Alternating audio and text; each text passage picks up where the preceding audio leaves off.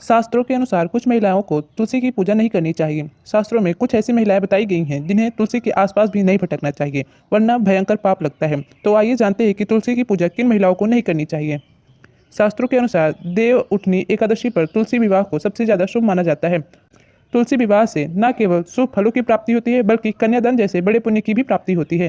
मासिक धर्म के दौरान महिलाओं को तुलसी का पूजन नहीं करना चाहिए। इस संदर्भ में महाभारत कालीन एक कथा आती है, जब युधिष्ठिर द्रौपदी समेत समस्त पांडवों को जुआ में हार गए थे और दुर्योधन ने उस दौरान द्रौपदी को सभा भवन में बुलाया था।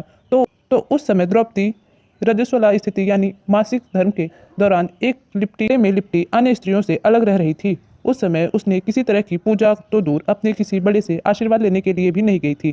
प्राचीन काल में ऐसी स्थिति में महिलाओं को ऐसी स्थिति में सबसे अलग रहना पड़ता था। इसीलिए मासिक धर्म के दौरान महिलाओं को तुलसी पूजा नहीं करनी चाहिए। ऐसी स्थिति में पूजा करने से महिलाओं को पाप लगता है। सुहागिन महिलाओं के लिए तुलसी पूजा बहुत ही महत्वपूर्ण मानी जाती है। तुलसी विवाह को भी पूर्ण रूप से करने से वैवाहिक जीवन सफल हो जाता है और ऐसा करने वालों को 7 जन्मों तक का साथ मिल जाता है। लेकिन अगर आप हिंदू धर्म के अनुसार विवाह के दौरान 7 फेरे नहीं लिए हैं, तो ऐसी महिलाओं को भी तुलसी के आसपास गलती से भी नहीं नजर आना चाहिए। ऐसी महिलाओं को तुलसी पूजा नहीं करनी चाहिए। बगैर 7 फेरे लेने वाली महिलाएं तुलसी से दूर ही रहना चाहिए। अगर आपने कोर्ट मैरिज भी शादी की है, तो भी आप तुलसी पूजा करने की अधिकारी नहीं हैं। ऐसी महिलाएं पहले अपने पति के साथ 7 फेरे लें और उसके बाद तुलसी की पूजा करें। अगर आप ऐसा नहीं करती हैं, तो आप पाप की भागीदारी बन सकती हैं और माता तुलसी आपसे नाराज हो सकती हैं। भले ही कुंवारी कन्या तुलसी पूजन कर ले, लेकिन बिना 7 फेरे लिए विवाह रचाने वाली महिलाएं बिल्कुल भी तुलसी की पूजा नहीं कर सकती हैं।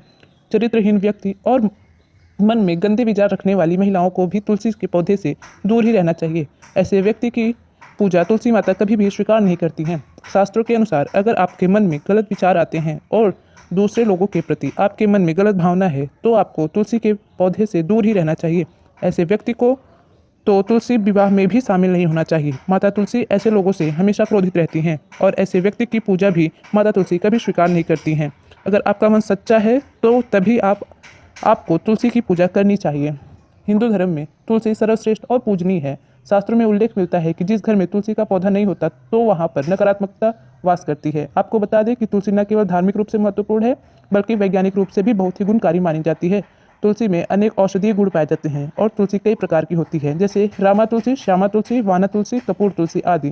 लेकिन घरों में मुख्य रूप से रामा और श्यामा तुलसी पाई जाती है।